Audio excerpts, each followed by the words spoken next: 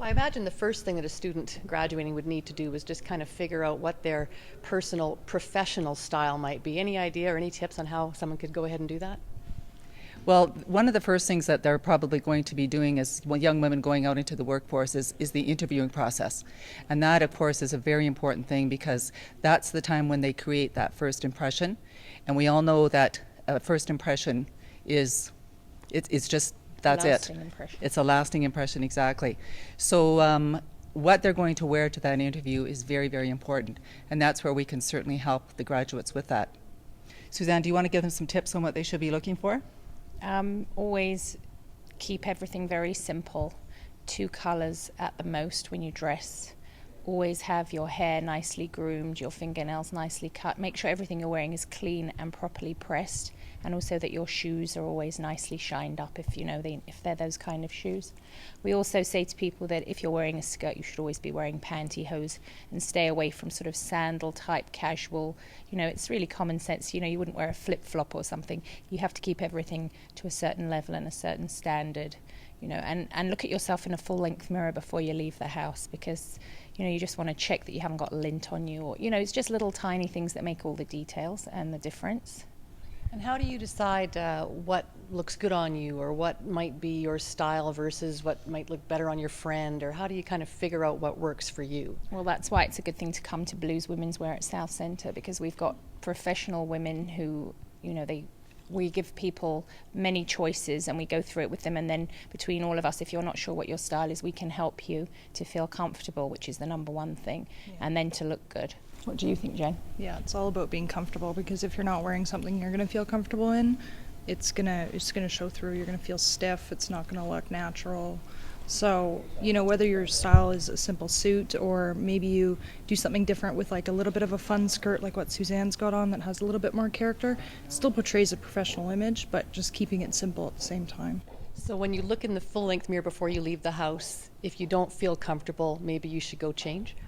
Yeah, because it definitely shows, right? If you're not feeling comfortable, it's going to portray in how you act or your mannerisms and everything. So it's definitely important. And go on, Linda. Yeah, and understanding your body type and what looks good on you. It's actually a very simple thing, because clothes can give you confidence, and it's body language tells a lot about what mood you're in. An interview is going to pick up a lot about your body language. You know immediately whether something is working for you, and we see it right away from people's body language. We understand body types, we understand what colors work for different hair colors, skin colors, that type of thing, but body language has everything to do with it. So if you're looking in the mirror and you're not feeling, it's not working. Okay, so let's say you're starting out, you don't have a big budget, you don't have much in your wardrobe aside from hoodies and cutoffs. Mm-hmm. How do you go ahead to start building that wardrobe that you would need for the workplace? Well, you want to start with your basic, what we would call your basic suit initially. If you're a professional woman and going into a career where that's the type of wardrobe that you require, it's all about starting with your basics. Wouldn't you agree? Absolutely. Yeah.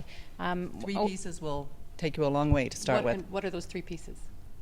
A black blazer, a black matching. Always try and buy a suit if you can, because the fabrics are different, the blacks are different. It's always better if you buy a suit. And then a nice crispy white shirt. You could do a pant or a skirt. You can do either or, and it's all the same fine German wool, and then you can just switch it back and forth. And also, I was going to say a nice coat, like when you have the money, obviously, a nice coat to invest in, because if you buy yourself a beautiful outfit and you put like a pink and turquoise and white sun ice jacket with a string hanging down over the top, it makes a huge difference to have a good coat. Even if you haven't got the best stuff underneath it, it creates a much better impression.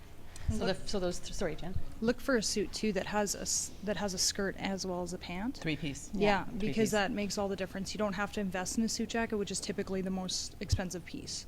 As long as you feel comfortable in a skirt as well as a pant, because you're just going to get that much more longevity out of that suit. Okay. Go on. Yeah, the other thing I'd want to say is that it is a fact that women wear 20% of their clothing 80% of the time.